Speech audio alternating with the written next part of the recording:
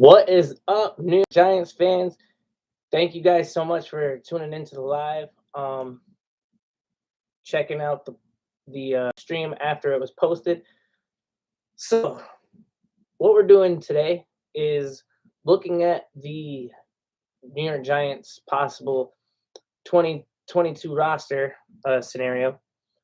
First, I'd like to start off with the breaking news that Coach Jim Harbaugh is staying in college, with a very good chance that our defensive coordinator, Patrick Graham, becomes the new head coach of the Minnesota Vikings, meaning we would then need a defensive coordinator, which would hopefully be Don Martindale.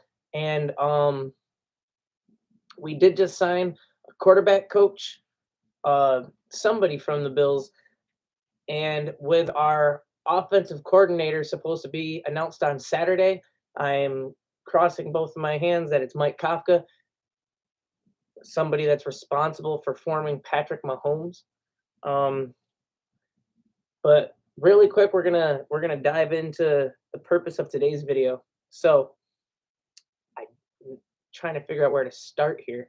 Okay, so when you look at the 53-man roster, right? I got about 40 names written down. The New York Giants are going to have 9+ draft picks. I can only imagine that certain guys we let walk are going to turn into compensatory picks. I got a couple free agent guys here to look at. But so we're going to probably go top to bottom, the way I have the positions listed. First and foremost, the quarterback, Daniel Jones. Okay, so currently on the roster, Daniel Jones and I don't even remember his name. Whoever our fourth string quarterback was, I didn't even know we had one. We do have another quarterback on the roster. It is not Jake Fromm. It is not Mike Glennon. And I guarantee it's not going to be whoever this guy is either. There's been rumors, Marcus Mariota, possibly Mitch Trubisky because he was on the Bills last year. I would like Ryan Fitzpatrick, but Ryan Fitzpatrick is currently listed at making way too much money for the New York Giants. Ryan Fitzpatrick, I believe, is in his late 30s, possibly early 40s. I don't know if he's 39 or 40 or if he's going to be next year. But he had a season-ending hip injury in week 1 of last season. So maybe if he wanted to stay in the NFL, if nobody else wants him, he would play for an extremely low minimum-based contract, and we could bring him in. But what I believe the most likely thing to happen here is with the Giants' second or third round pick. We have 2 picks in the third round, 69 and 79. In the second round, we have pick 36. And we have, obviously, number 5 and number 7 in round 1. I believe with our first 2 picks, they're either both going to be offensive linemen or one is going to be an edge rusher and one's going to be a lineman. I highly doubt we will be taking a quarterback there. I know some people out there would like to see that happen.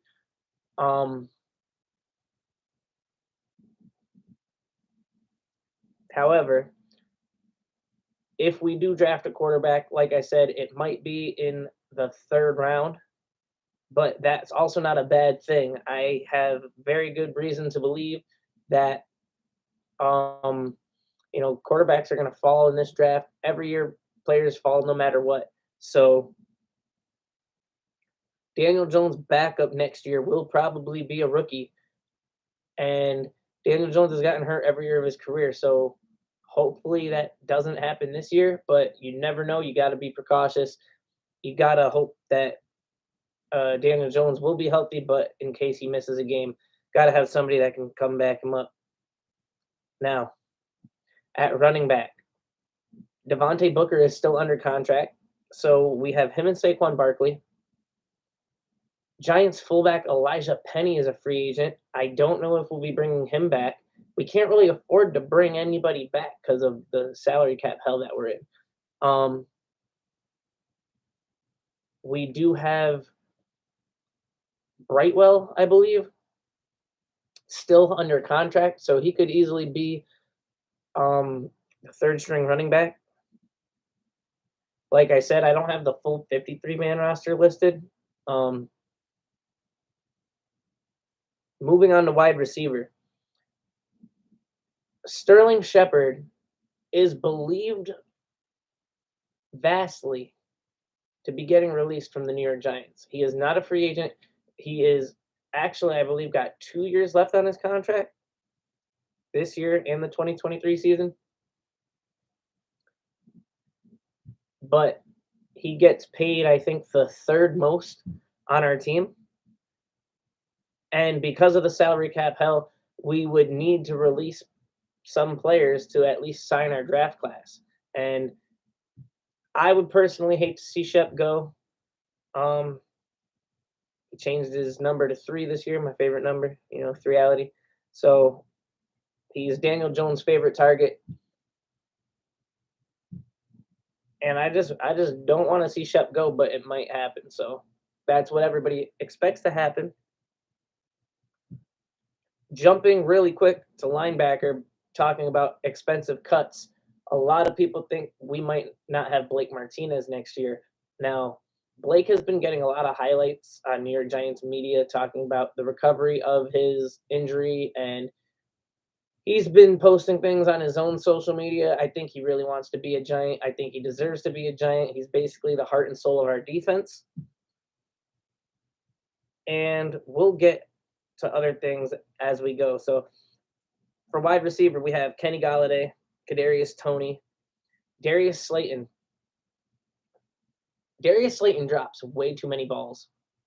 I'm rocking Darius Slayton's jersey right now.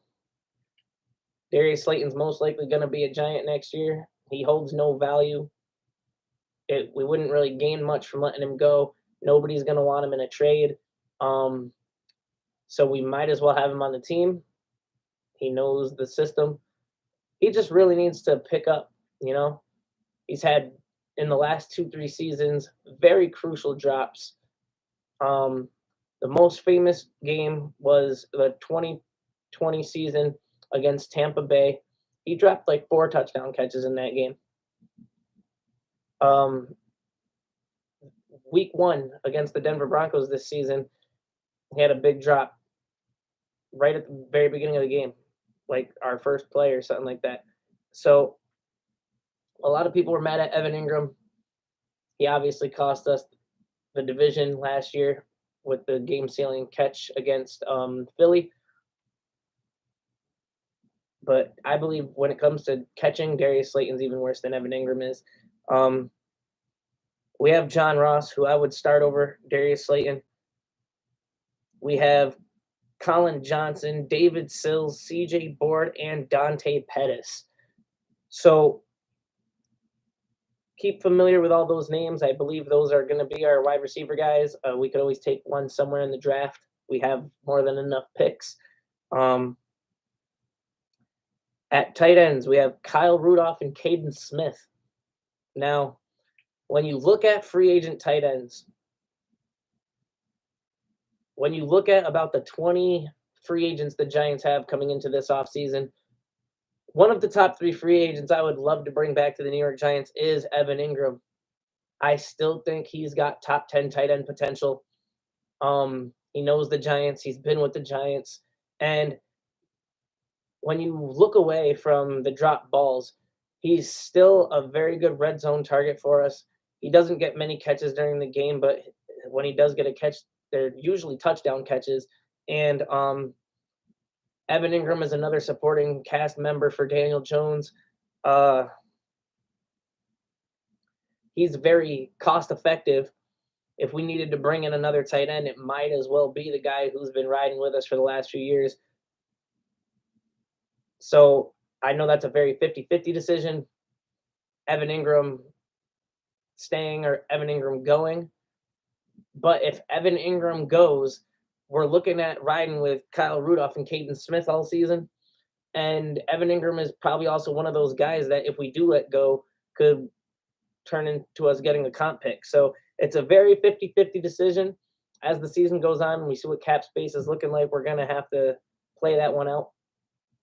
Now, as we start to get into the offensive line, you guys are going to see why, compared to every other position on this list, other than watching the games and understanding that we have like the worst offensive line, or one of the worst 5 offensive lines, I should say, in the NFL, because believe it or not, there are worse offensive lines in the NFL than the Giants. Obviously, our starting left tackle is Andrew Thomas. That's the only solidified spot on the line that we have. If the season started today, I think our left guard would be Shane Lemieux. Our center would be maybe Nick Gates. Like I said, if the season started today, he's still injured. He had a major injury, double injury, lots of surgeries. But there's a lot of belief that Nick Gates will play for us next season, either at center or at guard if we draft Tyler Linderbaum. We have Wes Martin at right guard and Matt Parrott at right tackle. And the only other offensive lineman like on our roster, I believe, is Matt Skora. So we don't even have depth, not to mention that all of our guys suck. I mean, I believe Nick Gates is amazing. He's got the heart. He's got the fight. It was really upsetting when he went down so early in the season with a season-ending injury. And I don't have that much to review on Shane Lemieux. I believe Shane Lemieux is also a decent offensive lineman. He got hurt either right before or right after Nick Gates did. And Andrew Thomas even missed some games. So the Giants were really hurting at offensive line. And we are hurt. We're totally decimated. So our kicker, Graham Gano, and our punter. If you guys follow the Entertainment Talking Sports, you would know that he hates Riley Dixon, and I hate Riley Dixon as well. Riley Dixon is so bad. And if you guys don't share me and Entertainment's hatred for Riley Dixon, get this. As the punter, he makes the 15th highest salary on the New York Giants. He's the 15th out of 53 highest paid player on the New York Giants right now. So in the 2022 season, he's set to make $3 to $4 million. Cut him. That's the number one cut. Get him the hell out of here. Free agent punters around the league are going to be Andy Lee, Dustin Colquitt, Brian Anger, and the list goes on. But those are my top 3 choices. You guys could probably bring them in for only $1 million, save $2 to $3 million, and upgrade the punter position at the same time. It's a no-brainer. So, Joe Shane, please do that. Moving on to our defense, I don't fully know how cutting players work. I believe you can cut anybody at any time, and it all just has to do with, guaranteed money that you're willing to lose out on or whatever. Leonard Williams is the number 1 most played player on the Giants. He has the biggest salary, and his play on the field has not lived up to that. I like Leonard Williams. I've seen him in action. If you guys didn't know, I have season tickets to the Giants. I really like Leo, but for what we're paying him, we can't afford it right now. And the only thing that sucks is I think the only way that he's not a Giant is if we can trade him. But nobody is going to want this dude's contract. It's so big. So unfortunately, I believe we're going to be stuck with Leonard Williams. Hopefully, under a new regime, he shines and has like his career season. But here's why the line is the most important thing for the draft this offseason, offense and defense. We're losing Lorenzo Carter to free agency. Lorenzo Carter is the second of the 3 guys that I wish the Giants could keep of our free agents. Other than that, we have David Moa, who I'm a big fan of. So when he has to come up and get a lot more play time with Lorenzo Carter being absent, I think we can expect good things from him. But we desperately need to draft either in the first or second round an edge rusher. Also at our defensive tackle position, we got Sexy Dexy. Moving on to our corners, we have James Bradbury, Adoree Jackson, Darnay Holmes. We have safeties Logan Ryan, Xavier McKinney, and Julian Love. Now, for what we're paying Julian Love, he's definitely worth staying on the team. Over the last 2 years, I don't think Julian Love has shown enough to me for me to be a fan of his. Last but not least, our third free agent, the 3 free agents out of the 20 that we have that I really wish would stay on the Giants, is Jabril Peppers. I think Jabril Peppers is a top 3, top 5 player for the Giants. Just like Blake Martinez, he's another heart and soul guy on our defense. Plays hard, plays amazing. He has the will to win. We got him in the trade for Odell Beckham Jr. Now, the only reason out of the 3 guys, Evan Ingram, Lorenzo Carter, and Jabril Peppers, I could do away with Jabril the most is because we do have Xavier McKinney. He's probably my favorite New York Giant. And he played really good.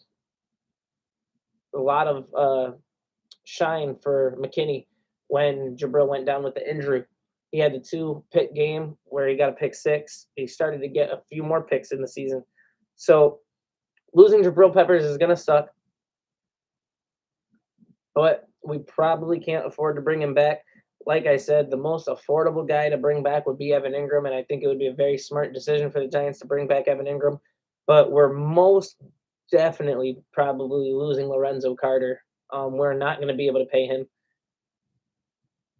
which is where guys like Azeez Ojulari and that are really going to step up and shine for us in the 2022 season.